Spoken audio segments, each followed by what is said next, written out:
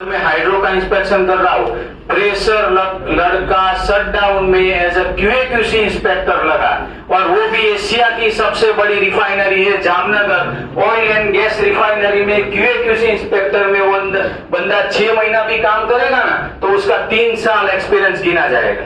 उसको वहां पर उतना उसका पिटाई बरोबर सिखाई होगा।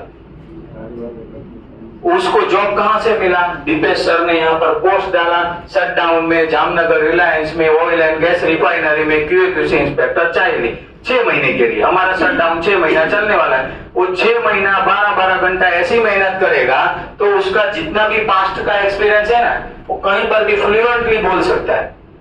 वो बहुत सारे वीडियो फोटोग्राफ, सर आपकी वजह से मैं ये इंस्पेक्शन कर पा रहा हूँ, ऐसा लिख के दे रहा है हमको व्हाट्सएप पे। शायद आपने विशाल सर के स्टेटस देखते होंगे तो उसमें सब रहता है, स्टूडेंट का लोग भेजते हो। तो यही इंस्टीट्यूट का यही।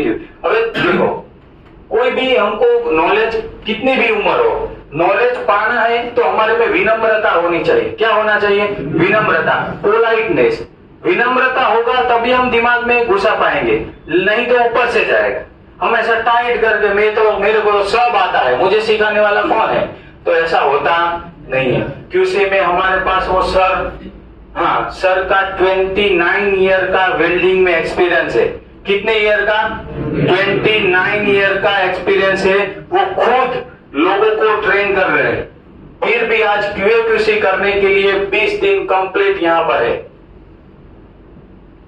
सीखने का कोई उम्र होता नहीं है। 29 ईयर में वो उन्होंने सीखा ही नहीं होगा ऐसा। ये समंदर है। ये क्या है? समंदर है। जितना भी हम लेंगे उतना कम है। तो सीखने का उम्र नहीं। देखो, जितना नॉलेज है तो पैसा भी बढ़ेगा। आपको एनडीटी का नॉलेज है तो पैसा किसके हिसाब से रहेगा?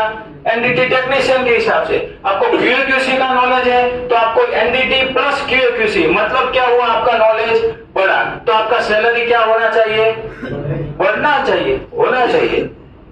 आजकल लोगों को नॉलेज नहीं है, उसकी वजह से उनका सैलरी का ग्राफ डाउन रहता है। क्या रहता है? नॉलेज नहीं है, उसकी वजह से लोग 10-10 साल छोटी कंपनी में जंप नहीं मारते, जंप मारने में डरते हैं।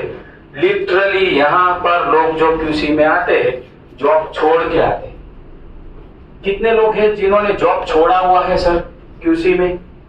क्यूसी में कितने लोग हैं कि जिन्होंने जॉब छोड़ के? इन लोगों को एक्सपीरियंस है।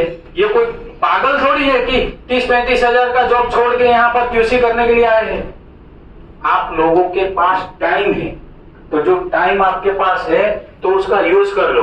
बाद में एक बार जब 20,000-25,000 का सर पे नशा चढ़ेगा ना, एवरी मंथ वो मैसेज आएगा, वो नशा चढ़ेगा। एक बार 1 महीने का जो गैप मिलेगा ना तो आपको डिमोटिवेट कर देगा। क्या कर देगा?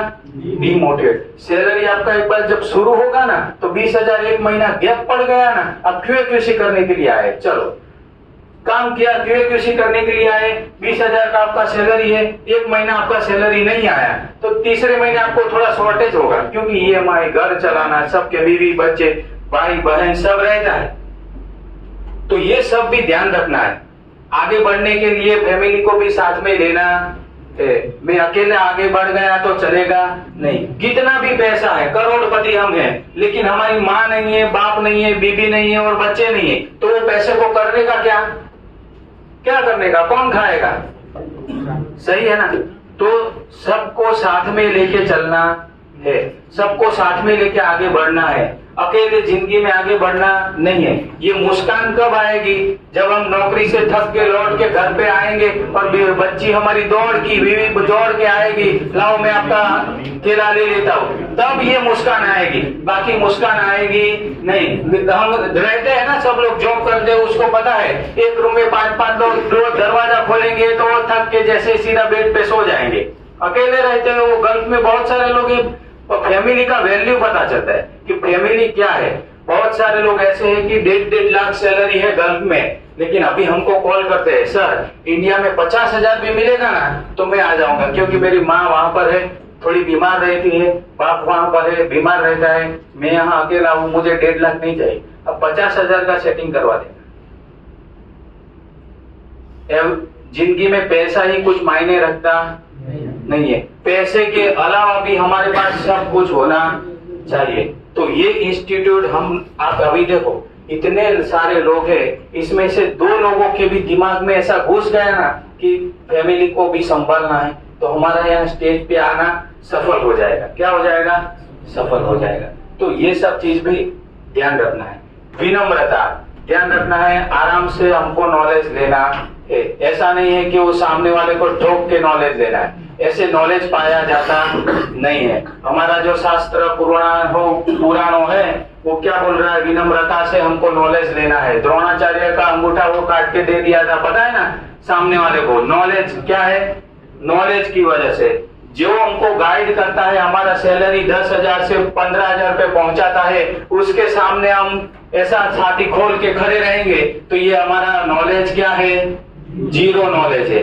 ये आपका नॉलेज घमंड आना नहीं चाहिए। यहाँ से सीख के भी हम QA/QC इंस्पेक्टर के स्टूडेंट को वहां तक बोलते हैं कि आपको इंडस्ट्री में जाके घमंड करना नहीं है कि मैं तो QC करके आया हूँ, मुझे सब पता है। ऐसा कभी बोलना नहीं है। ऐसा बोला तो हमारा आपको पढ़ाया हुआ 0 हो जाएगा। क्या हो जाएगा? 0। दिमाग में कभी भी अभिमान आना नहीं चाहिए। आज लोग, हम और विशाल सर है, बहुत लोगों को पढ़ा रहे, लेकिन आज भी हम बच्चे लोगों के साथ झुक जाते हैं। क्या करते हैं? झुक जाते हैं। सबके साथ मिल के हम सामने वाले से सीखते भी है। सर से हमने बहुत सीखा, 5-10 से बहुत सीखा, बहुत लोग हम सीखते भी है। तो हमको ऐसा अभिमान थोड़ी है कि हमने सब सीख लिया, सर हमें क्या सिखाएंगे। ऐसा कभी होता नहीं है। नॉलेज के बारे में कभी उम्र का भी ध्यान रखना नहीं है। इतना उम्र होने के बाद भी सर QA/QC करने, एवरी बैच में हमारे पास ऐसे होते। इसके पहले के बैच में एक मुनीष सर थे, उनका भी 20-25 साल का एक्सपीरियंस था। उनको यहाँ से एज अ रीजनल मैनेजर का पोस्ट मिला NDT में, अहमदाबाद की एक कंपनी है, रीजनल मैनेजर का पोस्ट मिला। उनको बोला कि सर, उनका तो एक्सपीरियंस ऑटोमोबाइल सेक्टर का था, लेकिन कोई कंपनी ने उनको रीजनल मैनेजर का पोस्ट दिया, 40 से 45 हजार रुपया पगार दिया, और उनको बोला कि सर आपके अंदर में हम NDT टेक्नीशियन डालेंगे और आपको एक एरिया दे देंगे, वो एरिया का जितना भी काम होगा वो आपको हैंडल करना है। हम किसी के पास प्लेसमेंट्स का पैसा लेते नहीं है।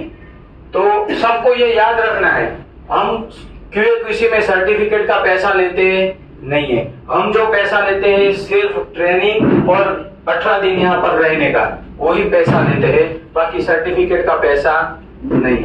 ठीक है, तो हम अभी विशाल सर को वेलकम करेंगे। एवरीवन, विशाल सर को हम वेलकम करेंगे।